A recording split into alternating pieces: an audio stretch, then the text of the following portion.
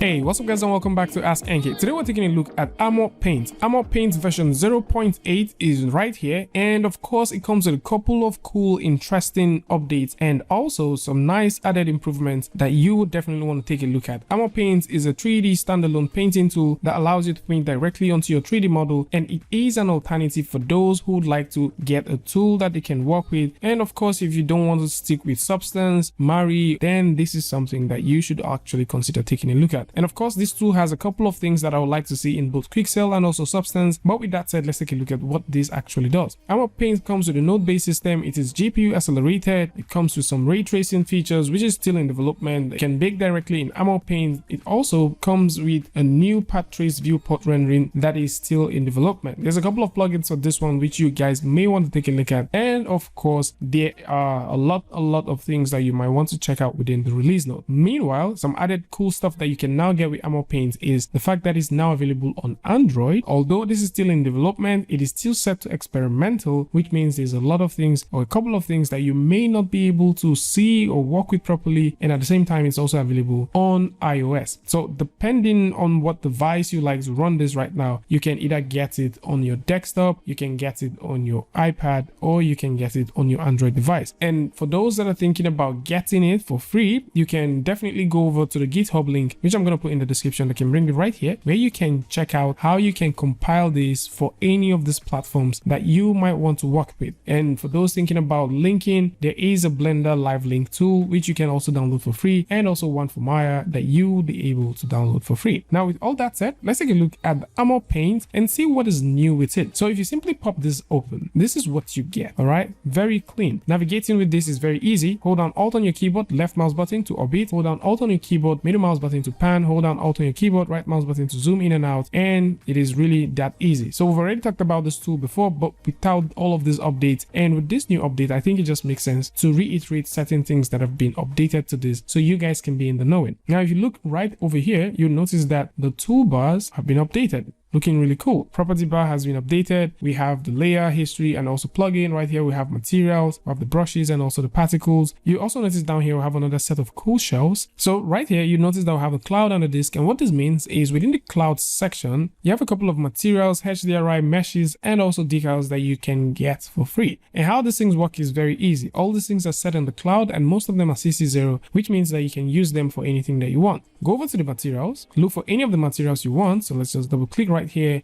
and for this case I would want to load up wood, so I'm just going to click and drag and drop that right on top, and that is how easy it is. If you want to load up something else like rust, of course you can click and drag and load it right there. Now these are the section. How this works is also very interesting in case you want to work with materials, or maybe you want to work with your brushes or your particles, and you want to work with these things based off node. You can also do that. If you like to also work with the 2D version of this, let's say you want to have that substance styled sort of texturing workflow, you can also choose to get that happening. So all you need to do is click on this section that says 2D view, and you have your 2D view, and you can drag and drop this however you want. And if you also thinking of splitting your views, maybe you want to have multiple 3D views, you can also get that happening as well. So let's just go over to where we have our viewport, and we can click on split view. And just in case you want to watch your model or look at your model from this point and edit it from this point, or texture from this point and see how it reflects on this point, all of these things are very possible. So it is really nice. Symmetry is also something that is very nice that you can now do with this. All right, so you can also do this lovely thing. Let's go ahead and turn this off. You can also do this beautiful thing with this tool. So let's say you already created this material, this basic material, and you may want to texture with a given color. So you can select anything that you want and do that. So I'm just going to go over here and add a paint layer, and you notice right now that we now have a decal layer, you have a group, and you have the fill, mask, your white mask, your black mask, and also your fill layer. So with the paint layer, if I would like to paint white, I can paint white here, and I can change the color and paint red, right? So that looks cool. So depending on what you want, you can do that. If you're also thinking about painting a given color, or you want to mix colors together, you can. Still within this section, which is the node section, there is a group. So you can now click on the group and create a new group and drop that group. And this comes in handy in the sense that you can style your group node however you want. What do I mean? If I click on add and go over to the section where I have an RGB and click on add as well and turn on an RGB, I can connect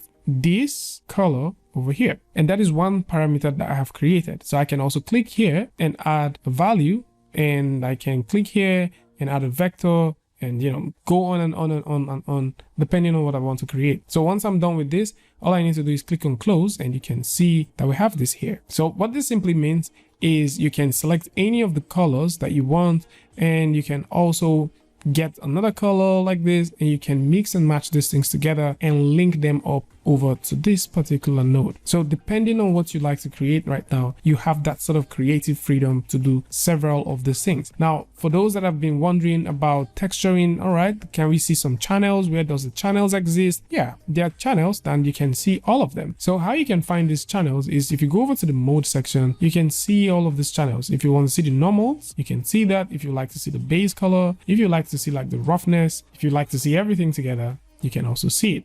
And painting your texture here is also that easy. What do I mean? If, for example, you like to paint, let's say the height map, and you double click on this empty node, or on this empty layer or your paint layer, you can go over to this section where you have your color or your channels that you like to paint, and I can select the height.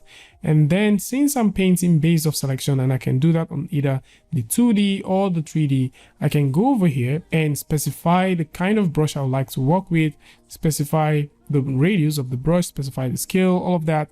And if I go over to the brush section, I can also tweak that to my liking. So if I go in and make a painting, you can see what we have, and let's review this. And of course, once we review it, you would see, yes, we're painting within the height, but nothing is there. Now, the reason why you're not seeing anything is because within the material itself, we've not specified that we'll need any height value. So if we go in and set up that height value how we want it to be, we can choose right now to select a particular sort of texture to drive the height, or we can go in and paint in the height. So if I go in here and make that painting right now, you would notice that we have this sort of height painting going in there. With this out of the way, you can also choose to check out some of the other things like the textures, and of course you can drag and drop textures in. You can also choose to drag and drop swatches, so we can select the swatch, drag and drop it in, and control certain things with it depending on the kind of things you like to mix and match. And you can also get some fonts and load them right in here.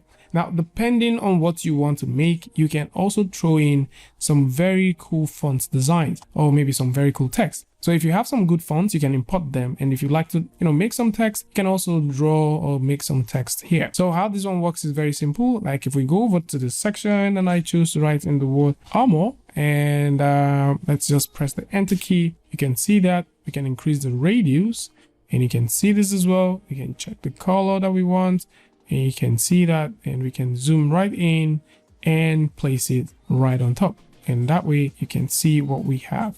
So looking nice. So we can also do some very cool things with it. And of course, if you like to use the blur tool, you can get to the blur section and blur this and get some good result out of it. I have not been able to use the particle, and probably if I do, I might make a video to explain how that works. And so far so good. Everything about this tool looks cool. For those who like to bake stuff, you can. For those who like to check out some of the material things here, you can as well. And you can proceed to do your painting from here. So a very pretty nice descent tool that you might want to work with.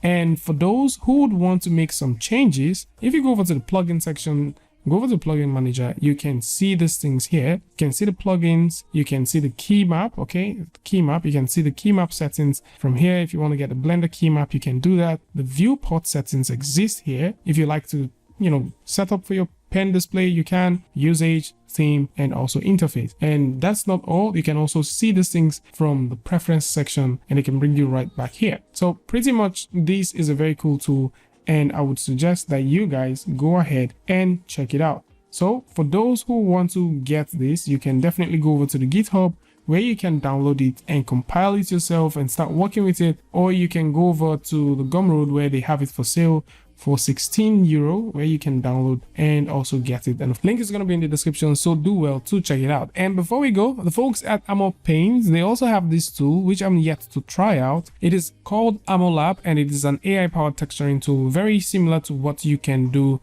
with Alchemist. So I think that is more like a response to Alchemist, and I believe this is also available on all platforms. So just in case, definitely go ahead and check it out and see if it's something I would try, and give you guys update about it so you can get informed about how this one also works. So this is more like it. Tell me what you guys think about this one in the comment section, and of course, if you like this video or you learned something from this, you can go ahead and give a like, and don't forget to share with a friend. And if you're new here, it's going to be amazing for you to hit the subscribe button and also turn on notifications so that you don't miss the next video or the next update. And I see you guys in the next one. Peace.